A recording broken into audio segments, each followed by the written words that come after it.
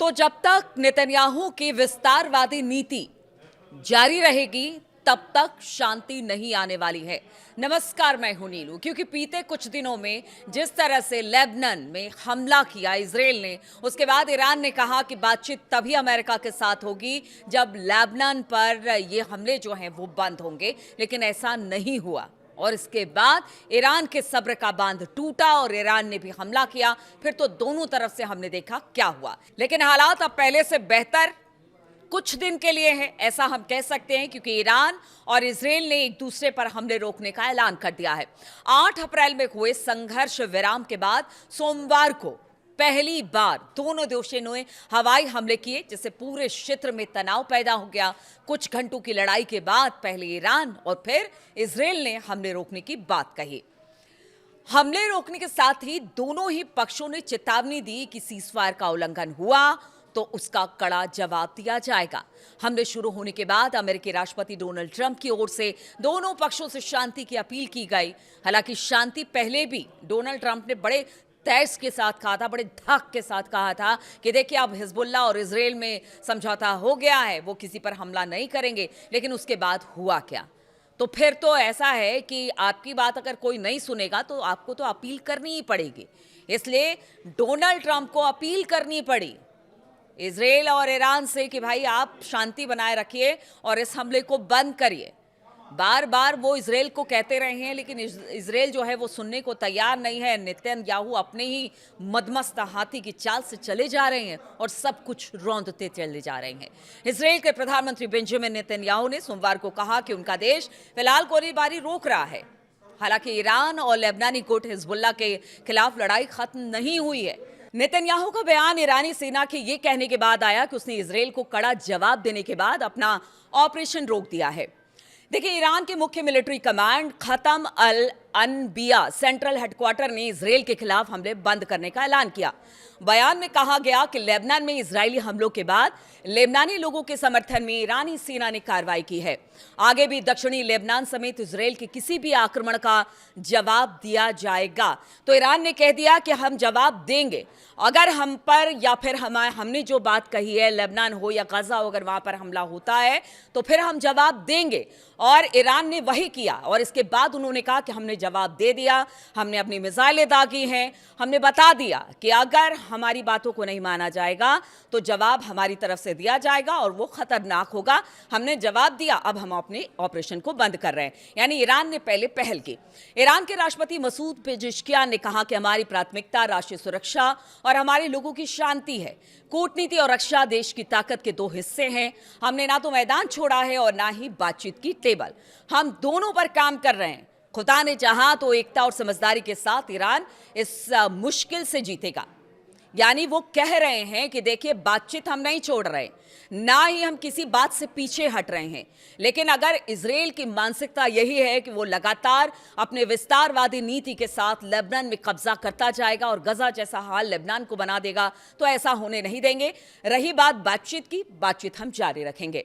Iran के प्रधानमंत्री Benjamin Netanyahu ने सोमवार को देश के नाम संबोधन में ईरान पर हमले रोकने का ऐलान कर दिया और इसके साथ ही उन्होंने चेतावनी दी कि अगर ईरान हम पर फिर से हमले करने की गलती करेगा तो हम पूरी ताकत के साथ जवाब देंगे। उन्होंने हिजबुल्लाह और ईरान के खिलाफ कड़े रुख की बात को दोहराया है। यानी नेतन्याहू ने भी कहा कि देखिए, हम हमला करते रहेंगे, हिजबुल्लाह के खिलाफ तो करते रहेंगे जब तक उसको खत्म नहीं कर दे। यानी एक फ्रंट पर उसने ईरान पर हमले तो रोके हैं, लेकिन हिजबुल्लाह को तबाह करने की बात नेतन्याहू कभी उससे पीछे नहीं हटते। नेतन्याहू ने कहा कि हमने ईरान के खिलाफ एक ऐतिहासिक पूर्वव्यापी हमला किया था। हमने उनके परमाणु खतरे को नाकाम किया और खमेनी को खत्म कर दिया।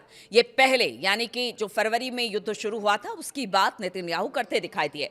अगर हमने समय पर जबरदस्त ताकत से कार्रवाई नहीं की तो आज हम यहां नहीं होते। हमारा रुख साफ है कि ईरान के पास न्यूक्लियर हथियार नहीं होंगे तो नहीं होंगे। और जब तक इस बात को ईरान स्वीकार नहीं करता है, तब तक चाहे कुछ हो जाए, हिजबुल्ला को भी हम खत्म करेंगे क्योंकि वो हमारे लिए संकट है। ईरान को भी न्यूक्लियर हथियार छोड़ने पर मजबूर करेंगे क्योंकि वो भी हमारे लिए संकट है। इधर अगर अमेरिकी राष्ट्रपति की बात की जाए तो अमेरिकी राष्ट्रपति डोनाल्ड ट्रंप ने तनाव के बीच ईरान से कहा कि वो इजराइल पर मिसाइलें दागना बंद करे और बातचीत की मेज पर लौटे। ट्रंप ने दावा किया कि ईरान की ओर से मिसाइलें दागने से पहले अमेरिका और ईरान समझौते के बहुत करीब पहुंच चुके थे।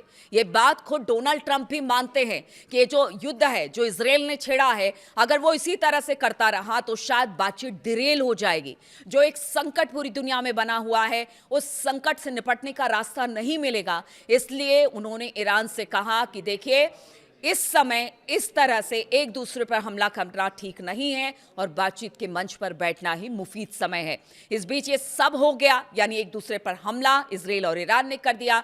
यानी ईरान से जंग लड़ते लड़ते अमेरिका के राष्ट्रपति डोनाल्ड ट्रंप और इजरायली प्रधानमंत्री बेंजामिन नेतन्याहू खुद आपस में ही अब उलझते दिखाई दे रहे हैं, क्योंकि दो दिशा में जाते दिखाई दे रहे हैं। नेतन्याहू का कहना है कि जब तक उनकी समस्याएं हल नहीं हो जाएंगी, यानी समस्याओं को क्या बताते हैं, हिजबुल्ला बताते हैं, परमाणु ठिकाने बताते हैं ईरान के, इन सब को बोलते हैं कि जब तक वो खत्म नहीं होगा उनका युद्ध खत्म नहीं होगा। और ट्रंप अब ये चाहते हैं कि अब यहां से कोई किसी बात पर, यानी किसी निष्कर्ष पर पहुंचा जाए, कोई एक बातचीत का रास्ता अख्तियार कर इस युद्ध को खत्म किया जाए। 60 दिन के सीजफायर के बाद ईरान और इजराइल की ओर से एक दूसरे पर हमले के बाद ट्रंप बेहद नाराज, और उन्होंने नेतन्याहू को यहां तक कह दिया कि अगर वो ईरान पर हमला करते रहेंगे तो अमेरिका साथ नहीं देगा। यानी जो अमेरिका हमेशा से उसके अच्छे बुरे फैसले में, यानी कि नेतन्याहू और इजराइल के साथ खड़ा रहा, वो अब ये कह रहा है कि अगर आप अपनी हरकतों से बाज नहीं आते हैं तो आपको अमेरिका अकेला छोड़ देगा और अकेले ही सब कुछ आपको करना होगा। डोनाल्ड ट्रंप ने सोमवार यानी कि 8 जून को खुद अमेरिकी मीडिया आउटलेट एक्सियोस को बताया कि उन्होंने बेंजामिन नेतन्याहू को चेतावनी दी थी कि अगर वो ईरान पर हमले जारी रखते हैं तो वो खुद को अलग थलग कर लेंगे। ट्रंप ने एक्सियोस को बताया कि मैंने कहा, बीबी तुम्हें सावधान रहना चाहिए, नहीं तो बहुत जल्द तुम अकेले पड़ जाओगे या अकेले जंग लड़ना होगा। आपको बता दें कि बीबी वो नेतन्याहू का उपनाम है, निकनेम। और ट्रंप ने यहां ये भी कहा कि इजराइल ने रविवार को ईरान पर हुए हमले के बारे में अमेरिका को बहुत देर से सूचना दी थी, जो अब रुक चुकी है। साथ ही नेतन्याहू ने संकेत दिया कि हमले फिर से शुरू हो सकते हैं। तो देखिए आप किस तरह से आपको बता रहे हैं कि हमला हुआ। ईरान ने रविवार को कम से कम 10 बैलिस्टिक मिसाइलें इजराइल की ओर दागी और ये मिसाइल 3 अलग अलग चरणों में छोड़ी गई। इजरायली सेना का कहना है कि सभी मिसाइलों को बीच में ही रोक दिया गया और इसके बाद इजराइल की ओर से जवाबी हमला किया, जिससे क्षेत्र में तनाव बढ़ा। लेकिन अब एक बार फिर से कुछ दिन के लिए तनाव रुक गया है। लेकिन इस बीच हम आपको बता दें कि तल्खी फिर से देखने को मिल रही है, तनाव फिर से देखने को मिल रहा है। और इधर अगर ट्रंप और नेतन्याहू की बात की जाए तो उनके बीच में भी दो फाड़ होता दिखाई दे रहा है। पीछे कुछ इंसिडेंट ऐसे आए जो कि साफ तौर से ट्रंप ने नेतन्याहू को चिताया कि देखो, अगर तुम अपनी हरकतों से बाज नहीं आओगे, बातचीत का रास्ता अख्तियार नहीं करोगे, तो फिर अमेरिका भी तुम्हारा साथ छोड़ देगा। अब देखना होगा आगे क्या होता है, किस तरह की स्थिति बनती है। क्या नेतन्याहू सीजफायर के बाद चुप बैठते हैं या फिर कोई बड़ा हमला करते हैं, और देखना यह भी होगा कि ईरान किस तरह से जवाब देगा, ट्रंप की भूमिका क्या होगी, क्या बातचीत का बहुत ज़्यादा असर पड़ेगा इन सब बातों को लेकर। तमाम बातों पर मेरी नज़र बनी रहेगी। आप बने रहिए हमारे साथ।